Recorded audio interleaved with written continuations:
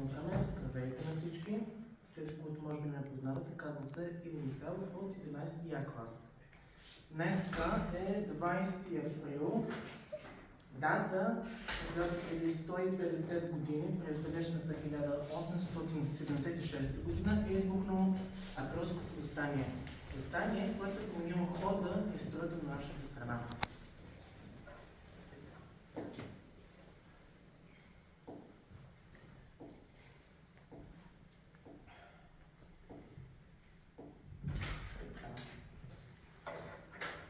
Накратко, съдържанието се състои от 6 опорни точки. Те са причините за избухването на априлското въстание, неговата подготовка, избухването на въстанието и ние ще проследим неговото развитие в различните области, неговото потушаване и най-вече отзвукът му в Европа и по целия свят.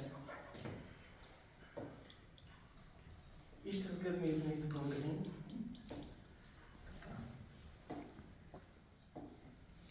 Така, първа точка ни е за причина за избухването на априлското въстание.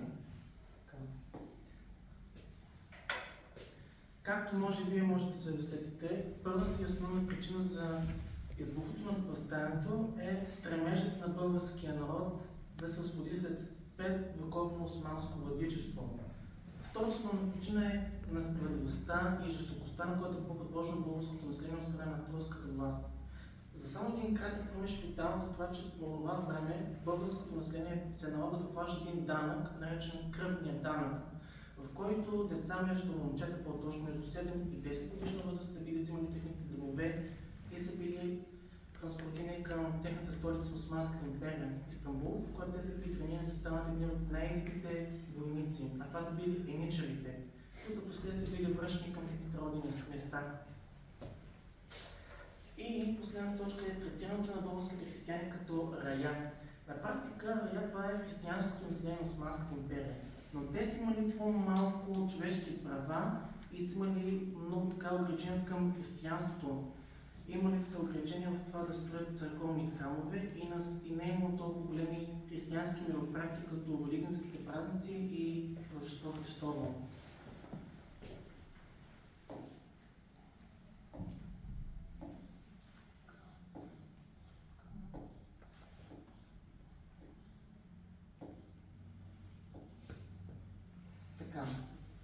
Подготовката на въстанието се състои, когато през 1875 година, в края на декември, град Гюргево, днешна Румъния, тук се намира, се прави един революционен комитет, в който се събират български въстаници и революционери.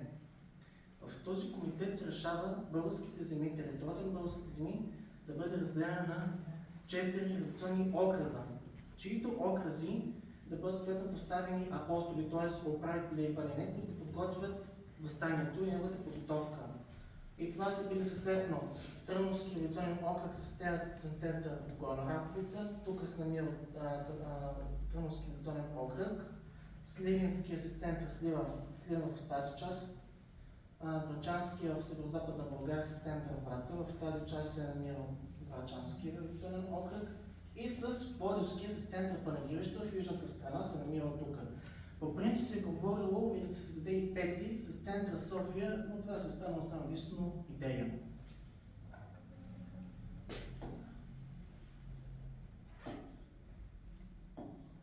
Минаваме към следващата точка, а това е избухването на въстанието. В този комитет в Гюргево се решава въстанието да избухне на 1 май 1876 година.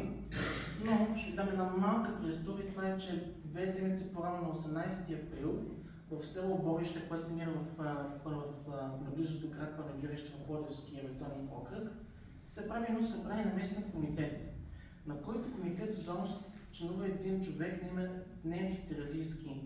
Този човек е прикрил, че е бил туркофил, т.е. той е подкрепил турската власт и е сътрудничил с турците. И който човек по-късно веднага предава след това съответно организацията на въстанието на турската полиция, която 2 дни по-късно, 20 април, отива в град, в село Копривщица тогава, за да арестува един от техните организатори на въстанието в Панагюрище в Копривщица, а това бил Тодор Капшков. Съответно, Тодор Габушков успява да избяга и веднага визира местните революционери и успява да превземат конака на местния Миладин, т.е. управител на околията, и успява да го убият. С неговата кръв Габушков пише така известното си кръвно писмо, с което съответно той го праща на Георги Бенковски, за да може там да успее да се активне възстанието. На изображението сме дал по прищица, където гръмна първата пушка, и повече съм се акцентирал по моста, тъй като там се твърди, че е гръмна първата пушка.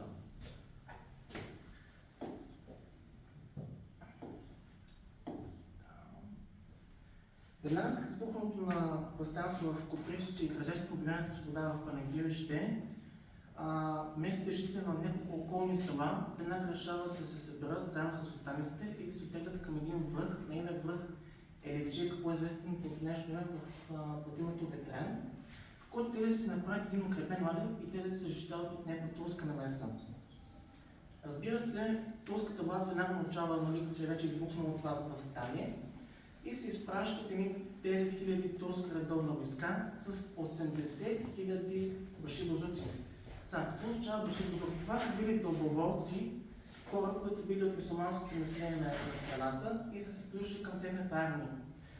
Няколко хиляди човека се отделят и отиват към този лагер.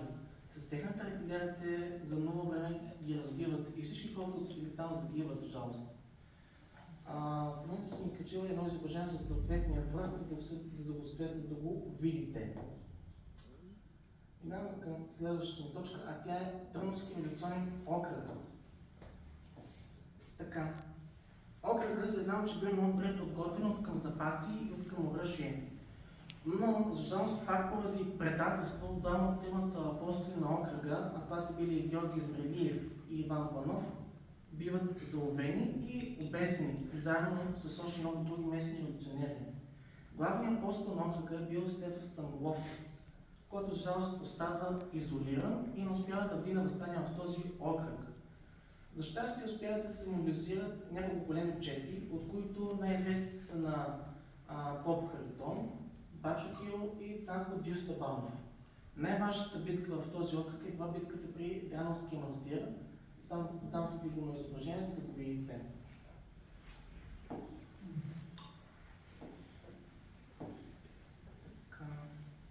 Съответно, тази битка трае 9 дни до 7 май, когато съответно хората, които са били там, четниците начело с Поп Харитон и Бачо Киро, не се опитат да направят побег в турската обсада, съответно те да избягат там. Но жалост те веднага биват, съответно влизат в бой с турците и успяват по голяма част от четата загиват на място. Знае се, че Бачо Киро, един от основните четници, успява да избяга, но по-късно той бива заловен от турската полиция, пак заради предателство, и бил обесен 28 май. Репортът се е дал Бачо Киро, един от основните хора, които се грижат за подготовката и който реално участва в тази битка.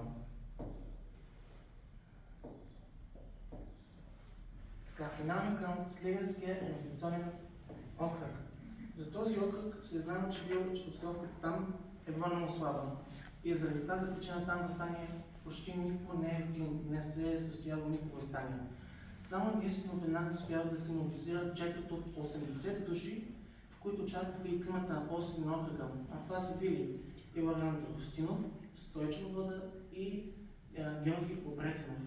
Тази чета веднага се впуска с бой с турците, но за жалост тя веднага бива разбита и следователно всички тези хора загиват. А главата на един от апостолите, Стойчо Влада, била отчечена и показана на местното население като триумф, като погребност и най-вече за незадание на всеки, който е дързан да се справи срещу властта на османците. На протета се дал Иларион Драгостинов, главният апостол на този окръг, който загива само единствено на 24 годишна възраст, което и показва колко млади хора са се включили в възстанието и колко са загинали съответно.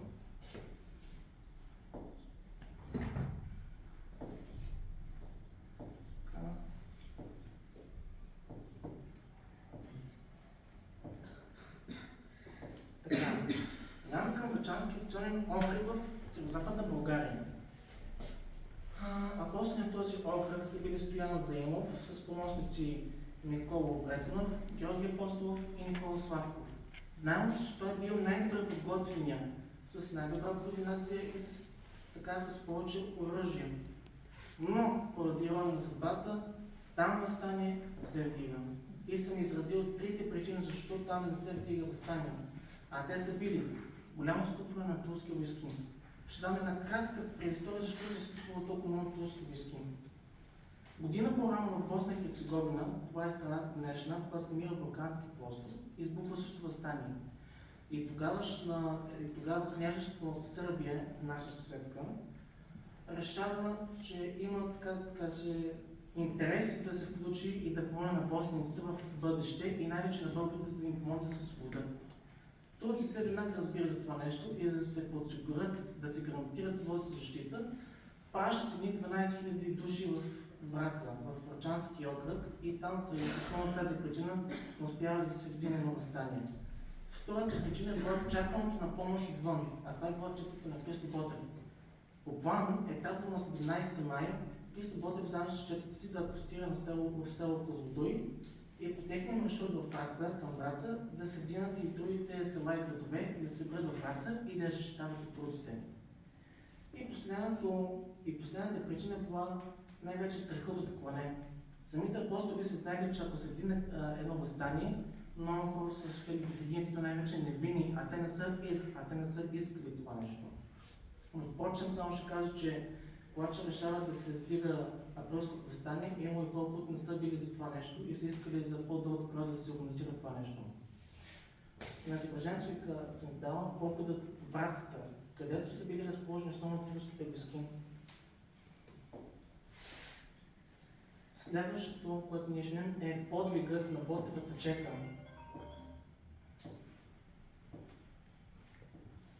Така, както разбрахте, Ботевата чета апостира и то точно план на 17 май в село Козлодуй. Те веднага се обират в едно село наблизо, което се нарича село Боживан.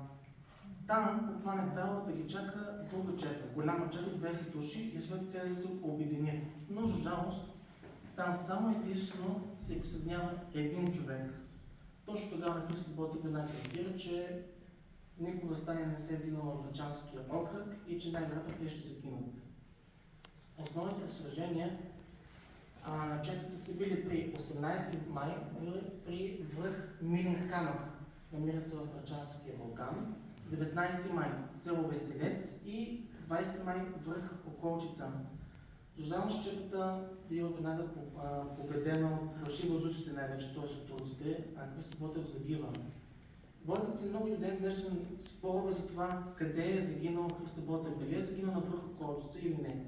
И в последно време историците са се обединили около теорията, че той е загинал на връх, съседен на връх Околчица, той се казва връх Камара. И другата основна теория за Христо Ботев е кой рано го е убил. Дали е бил убит от турчин или от него сподвижник, от възстанник и поради каква причина, но в днешно време те се обвинят за това, че бил убит от турчин. На изображение се дава Ботевата чета, слиза на българския бряг при Козлодуй. Следващата точка е потушаването на Кръмското въстание. Така. По исторически сведения, на територията на не само на страната, а на българските земи, но и в Балканите, е между 30 и 60 хиляди турски войници. Голяма част от селата и малките градове в Пловдивския окръг, тъй като вече разбрахте, че там основно се развива цялото въстание, биват изпепелени. Най-известните, които биват Батак, Препятствия и Брацигово. По-голямата част от зрелищата, които се случват в тези населени места, са били извършени от башибазуците. Според руски консул Алексей Церетелев са били изпепелени между 200, най-вероятно някъде към 200 села и градчета и са били убити приблизително 30 000 души, докато според руски сведения са загинали само между 5 и 10 000 души, но равно се знае, че много повече хора са загинали. Намерих само точно изображение за защитата на Драмовския манастир, не успях да намеря друго изображение за него. И минаваме към кулминацията на въстанието, това е било клането при село Батак. Реално там са най-паметните съответно събития за това, че точно тогава, на 30 април, това село Батак било обкръжено от 8000 армия Башибозук, водена от човек на име Турчин, на име Ахмед Ага Балкарията.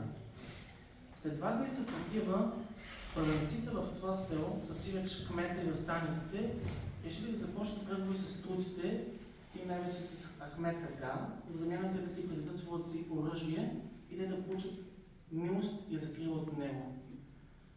Веднага след като възстаниците си предават своето си оръжие, те веднага биват нападнати и убити от турците.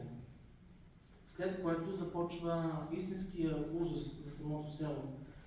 Защото между периода между 1 и 5 май селото било подложено на всякакви нечовешки дела, на всякакви зверства от страна на турците, от което най-известно е убийството на 2000 души в църквата и нейния двор.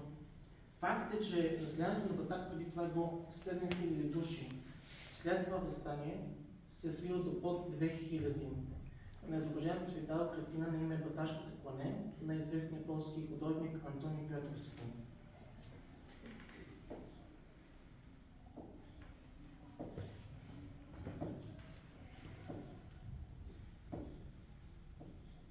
Така. Веднага след като се идат турците в селото, хората като цяло се разделят в 3 опорни точки в селото. Това са били училището, чалбоджийските къщи и църквата. Защото те са могли да поберат най-много хора, а и те са могли да издържат на някаква атака съответно от турците. Това, което съм акцентирал, е един кладенец, който се намира в самата църква, в храм Света Неделя, който всички хора, които са били в тази църква, са били основно майки, са деца и възрастни хора. Това са били между 300 и 600 души, които са побрали в тази църква. Жалостно много хора загиват заради задушаване. Докато майките, които са били там, с опит те да успеят да, поне от малко да успеят техните деца да оцелеят и да им дадат малко водичка, с техните собствени ръце те започват да копаят в пода на самата църква, за да намерят подпочвени води и съответно поне от малко да навържат устните на техните си дечица. И реално това е този кладенец, който е запазен и то още от тогава и се е запазен до ден днешен, може да се види този кладенец.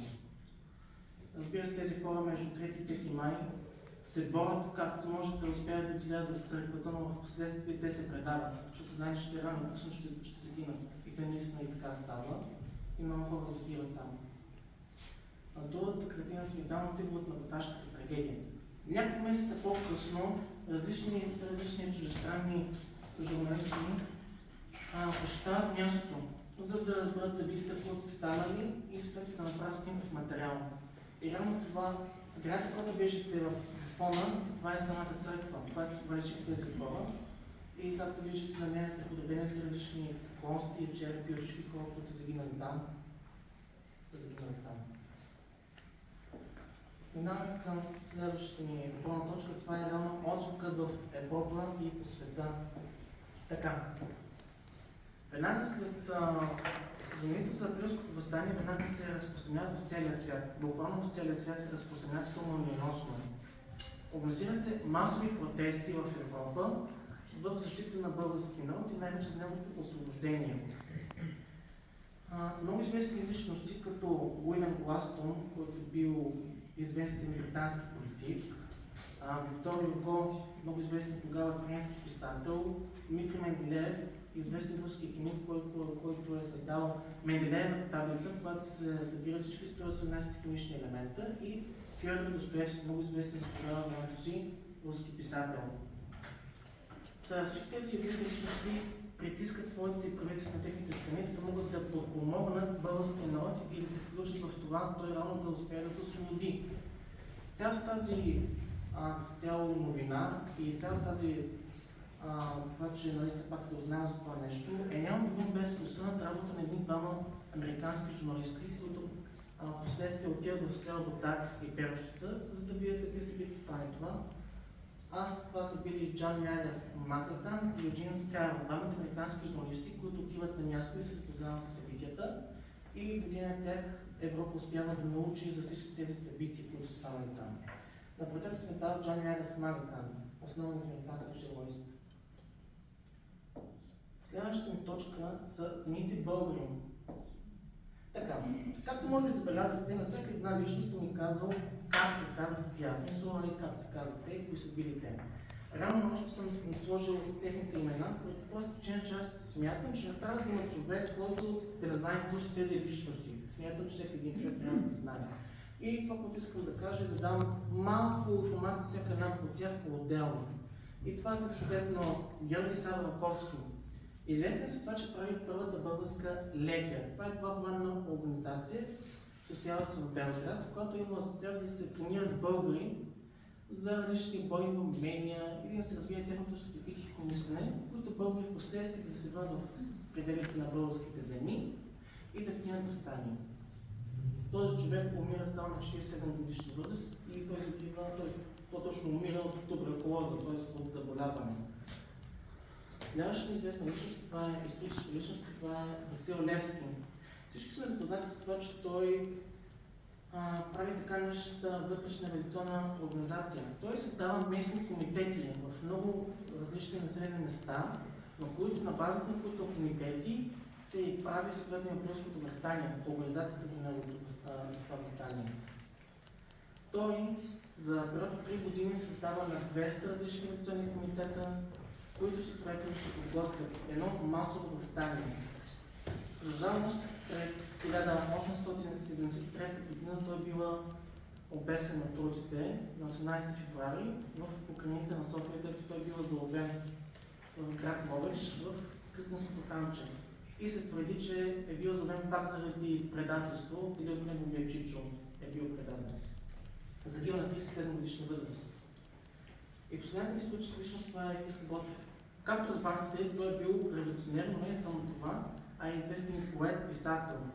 В цялото си творчество той се концентрира върху борбата на българския народ за освобождение и неговата надежда, мечта да види България най-накрая освободена и за неговите надежди и като цяла борба.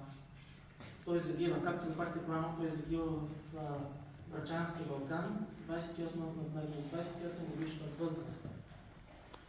И че в заключение искам да кажа вече накрая, че много важно ние, в качеството на български народ като цяло, е важно да пазим паметта за всички тези хора, да я предаваме тяхната памет и минало на бъдещите поколения.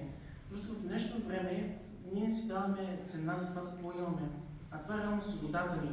На която свобода, ако нямаме тази свобода, нямаше да имаме правото да имаме да живеем по този начин, по който ние искаме, да избираме нашето бъдеще, нашето утро, което го имам в всички тези хора, които са си дали буквално живота си, затова ние днес да се наречем българи, затова ние днес да се наречем свободни хора, и то с гордост, и за това, че имаме тези права да се спираме нашето бъдеще. И че последното нещо, което искам да кажа, нека все пак да ви благодаря за вашето внимание и да ви питам дали имате някакви въпроси. Това е.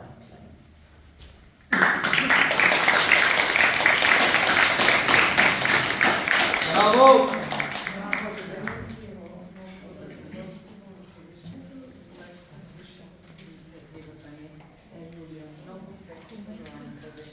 Да записваш много интересни факти, за което ги съобщаваш по такъв хубав начин.